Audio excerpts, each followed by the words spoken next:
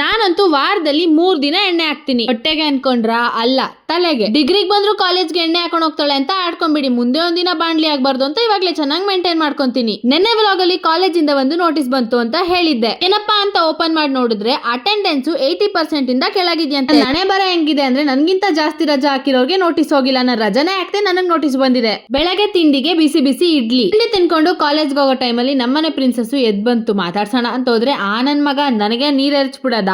ನೆನ್ನೆ ಅಟ್ಲೀಸ್ಟ್ ಕಾಲೇಜ್ಗೆ 3 ನಿಮಿಷ ಬೇಗ ಹೋದ್ರೆ, ಇವತ್ತು ಪ್ರೇಯರ್ ಶುರು ಆಗಿ ಸರ್ರೆ ಕ್ಲಾಸ್ ರೂಮ್ ಒಳಗೆ ಹೋಗಿ 2 ನಿಮಿಷ ಆದ್ಮೇಲೆ ಒಳಗೋಗಿದ್ದೆ. ಫ್ರೆಂಡ್ ಇಲ್ಲಿ ಓದ್ಕೋತಿರ್ಬೇಕಾದ್ರೆ ಗೊತ್ತಾಯ್ತು, ಓ ಇವತ್ತು ಕ್ಲಾಸ್ ಟೆಸ್ಟ್ ಇದೆ ಅಂತ. ಏನ್ ಕಾಲೇಜ್ಗೆ ಇದೆಲ್ಲ ತಗೊಂಡ್ ಹೋಗ್ತಾಳ ಅಂತ ಅನ್ಕೊಂಬೇಡಿ. ಇವತ್ತು ನಮ್ಗೆ ಪ್ರಾಡಕ್ಟ್ ಫೋಟೋಗ್ರಫಿ ಇತ್ತು, ಅದಕ್ಕೆ ಎಲ್ರು ಅವ್ರವ್ರ ಪ್ರಾಡಕ್ಟ್ ತಗೊಂಡ್ ಬಂದ್ಬಿಟ್ಟು ಶೂಟ್ ಮಾಡ್ತಾ ಇದೀವಿ. ಎಲ್ಲ ಮುಗಿಸಿ ಮಧ್ಯಾಹ್ನ ಒಂದೇ ಒಂದ್ ಕ್ಲಾಸ್ ಇತ್ತು, ಅಟೆಂಡ್ ಮಾಡೋಣ ಅಂತ ಬಂದೆ. ಈ ಕಿಟಕಿಲಿ ತುಂಬಾ ಗಾಳಿ ಬರ್ತಿತ್ತು, ಕ್ಲೋಸ್ ಮಾಡೋಣ ಅಂತ ಅನ್ಕೊಂಡ್ರೆ ವಿಂಡೋನೇ ಮುರಿದೋಗಿದೆ.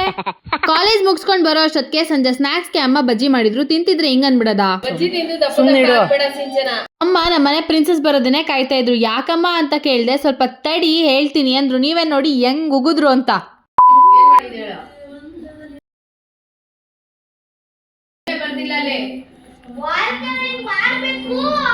ಅವತ್ತೇ ಹೇಳಿದ್ದೆ ತಾನೆ ಸೇರ್ಕೋಬೇಕು ಅಂತ. ಯಾಕೆ ಪೊಟ್ಟಿ ತರ ಆಡ್ತಿದ್ಯಾ?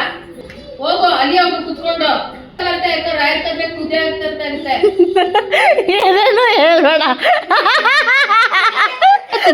ಕಿತ್ತು ದಬಾಕಿದೀನಿ. ನಾಳೆ ಏನು ಕಿತ್ತು ದಬಾಕ್ತೀನಿ ಅಂತ ಬ್ಲಾಗ್ ಅಪ್ಲೋಡ್ ಮಾಡ್ತೀನಿ. ಬಾಯ್ ಬಾಯ್ ಅಂಡ್ ಫಾಲೋ ಮಾಡೋದನ್ನ ಮರಿಬೇಡಿ.